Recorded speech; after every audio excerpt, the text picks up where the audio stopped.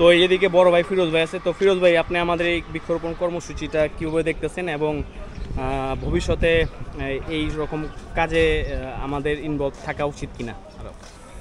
এরকম কাজে আমাদের সবারই যার যার অবস্থান থেকে ইনভলভ থাকা উচিত। এই আমরা যে এখন বৃক্ষরোপণ করতেছি পুরো আমিন বাজারে যতটুকু সম্ভব, এবং এটার পরিধি সামনে দিন দিন ইনশাল্লাহ বাড়বে। তো এটা আমার মনে হয় আগামীতে আল্লাহ হায়াতে বাঁচা রাখলে আমরা দেখতে পারব যে আপনার আগামী 3 বছর পরেই যখন ফুলগুলা ফুটবো, জল করে জ্বলবো, দূর থেকে দেখে অনেক ভালো লাগবে, মানে একটা নয়নাভিরাম দৃশ্য অবতারণ হইব আর কি।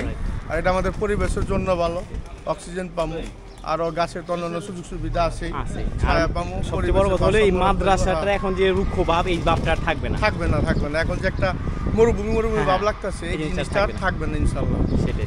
ধন্যবাদ ফিরোজ ভাইকে। আসলে ফিরোজ ভাই কাল কয়েকদিন থেকেই বলতেছিল যে রাকিব ফোন দিও, কারণ তোমাদের এই কর্মসূচিটা আমাদের অনেক ভালো লাগে, যে এটার মধ্যে যদি ইনভলভ হতে পারি সেক্ষেত্রে সে খুব আনন্দিত এবং খুশি হবে। তো যাই হোক, ফিরোজ ভাই সকালে আমার একদম প্রথমেই 9টার সময় ফোন দিয়েছি যে কোথায়। তো আমি তখন সার আনতে গেছিলাম, তো বাইরে বললাম যে আমি ভাই যাই, আর তারপরে আমি কিন্তু ফিরোজ আমি ফোন দিতে পারিনি, ব্যস্ত ছিলাম। পরে আমি বাইরে বলছি, আমি ফিরোজে ফোন দিচ্ছি, সমস্যা। তো যাই হোক, ফিরোজ ভাইকে অনেক ধন্যবাদ আমাদের এই কাজে আসার জন্য।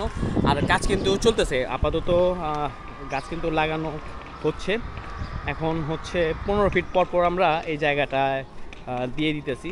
রোহিত ভাই কিন্তু দেখায় দিতেছে যে আসলে কোন জায়গায় লাগাইলে ভালো হয়। যেহেতু আমরা 15 ফিট পর দিতেছি, সেই ক্ষেত্রে এটা ভালো হবে।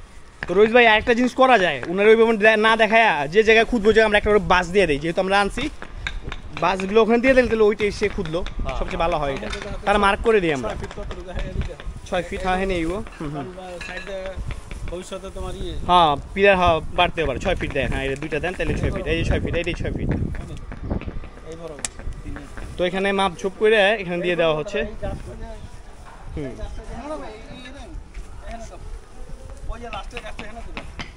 এই বরাবর দিয়া